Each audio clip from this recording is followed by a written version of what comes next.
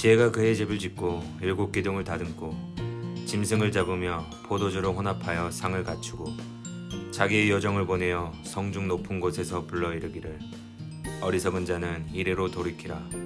또 지혜 없는 자에게 이르기를 너는 와서 내 식물을 먹으며 내 혼합한 포도주를 마시고 어리석음을 버리고 생명을 얻으라. 명철의 길을 행하라 하느니라. 거만한 자를 징계하는 자는 도리어 능욕을 받고 악인을 책망하는 자는 도리어 흠이 잡히느니라. 거만한 자를 책망하지 말라. 그가 너를 미워할까 두려우니라. 지혜 있는 자를 책망하라. 그가 너를 사랑하리라. 지혜 있는 자에게 교훈을 더하라. 그가 더욱 지혜로워질 것이요 의로운 사람을 가르치라. 그의 학식이 더하리라. 여호와를 경외하는 것이 지혜의 근본이요 거룩하신 자를 아는 것이 명철이니라. 우리는 살면서 많은 사람들로부터 초대를 받곤 합니다. 친한 친구에게 또는 어떤 단체에서 부르는 초대에 응하여 여러 모임에 참석한 기억이 있을 텐데요. 그렇다면 여러분은 혹시 갔던 모임마다 모두 만족스러운 결과를 얻으셨나요? 아마 다 만족스럽다고 하기에는 조금 아쉬운 기억들도 있을 것 같습니다. 가기 전에는 가면 좋을 것 같았던 모임이 오히려 안 가느니만 못했던 곳도 있었을 것이고, 또 가고 싶지 않았지만 참석해서 오히려 좋았던 모임도 있었을 텐데요.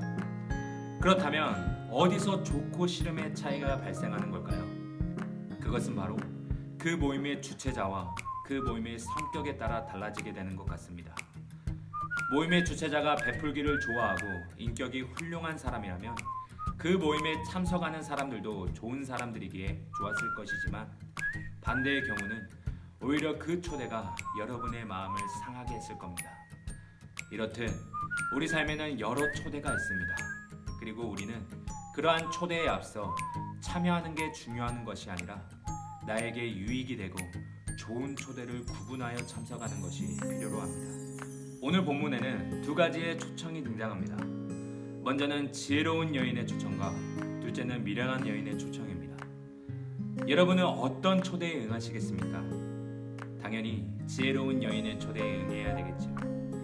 그런데 문제는 이런 정답을 알면서도 우리가 세상의 가치관과 흐름 속에서 지혜의 분별력이 흐려질 때가 있다는 겁니다. 오늘 잠언 9장의 말씀은 잠언 1장부터 8장까지의 내용을 요약하고 있으며 앞으로의 10장부터 이어지는 다음 잠언을 준비하기 위한 매우 중요한 포인트이기도 합니다. 그럼 매우 중요한 곳에 위치한 오늘 잠언의 이야기가 지혜로운 여인의 초대 이야기로 시작하고 있는 것이지요. 그 이야기의 시작은 지혜가 집을 짓는 것으로부터 시작합니다. 오늘날도 집을 짓거나 새로운 집으로 이사하면 사람들을 초대하듯이 본문에서도 지혜가 집을 짓고 잔치를 베풀어 사람들을 초청하고 있음을 볼 수 있습니다. 그렇다면 이 집은 어떠한 집일까요? 먼저 이 집은 7기둥이 있음을 말하고 있는데요. 보통 성경에서 7은 완전수를 말하는데, 즉 7기둥이 있었다는 것은 이 집이 거대하고 본질적으로 온전한 곳임을 의미합니다. 또 포도주와 먹을 상이 갖추어졌다고 말하면서 높은 곳에 지어진 완벽한 집이라는 사실을 말씀하고 있습니다. 그리고 이 완벽한 집을 성경은 지혜의 집, 지혜이신 예수님께서 거하시는 곳, 천국으로 표현하고 있습니다.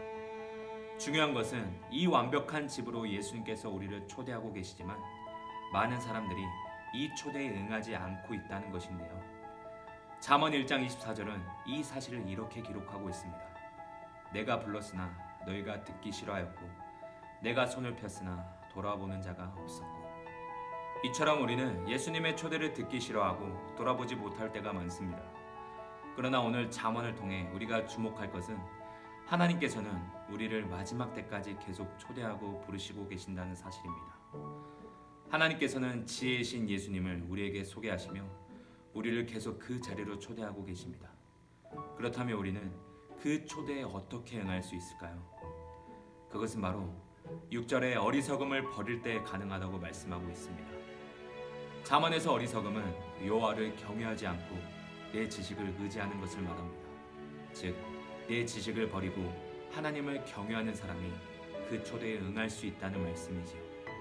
그리고 그 어리석음을 버릴 때 생기는 결과가 바로 생명, 오늘 잠언이 말하고 있는 완벽한 지혜의 집, 천국으로 들어갈 수 있음을 이야기해주고 있습니다.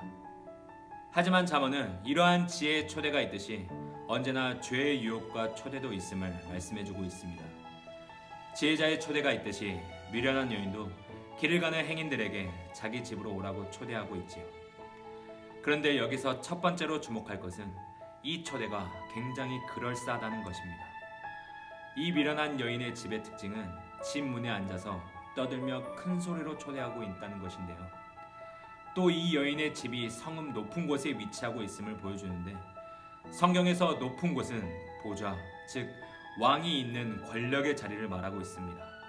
이렇게 보면 미련한 여인의 초대도 사실 외관적으로 볼 때는 지혜로운 자의 초대와 별반 차이가 없어 보입니다. 하지만 그 차이는 결과에서 나타나게 되지요. 즉 지혜로운 자의 선택의 결과가 생명이었다면 어리석은 선택의 결과는 죽음이라고 잠언은 말합니다.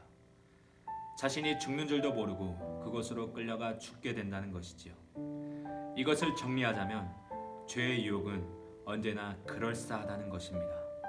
아담과 하와도 보암직하고 먹음직도 하기에 선악과를 먹는 죄를 지었으며, 아가는 여리고성에서 그럴싸해 보이는 외투를 숨기는 죄를 범했습니다. 그리고 그럴싸해 보이는 은 30에 예수님을 팔아넘긴 가룟 유다의 죄가 있습니다.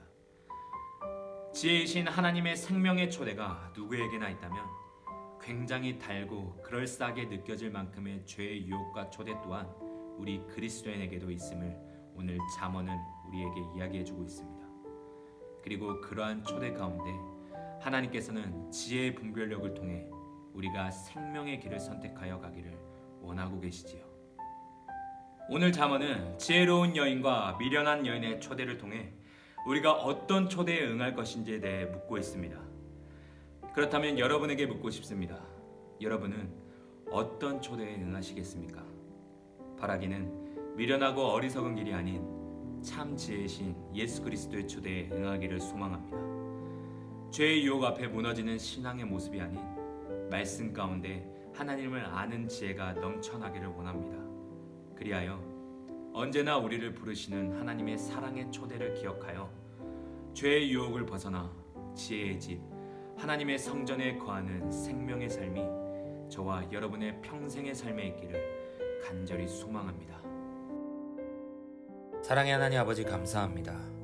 오늘도 우리에게 허락하신 지혜의 말씀을 통해 한 주간 승리하게 하여 주시옵소서. 하나님, 언제나 생명의 길을 선택할 수 있는 지혜자의 삶을 살아가게 하여 주시옵소서. 미련한 자의 초청에 응하는 신앙이 아닌 지혜이신 예수 그리스도의 초청에 응답하는 신앙이 되게 하여 주시옵소서. 그리하여 날마다 하나님께서 주시는 지혜의 분별력으로 세상이 감당하지 못하는 세대가 되게 하여 주시옵소서. 감사합니다. 예수님의 이름으로 기도드리옵나이다.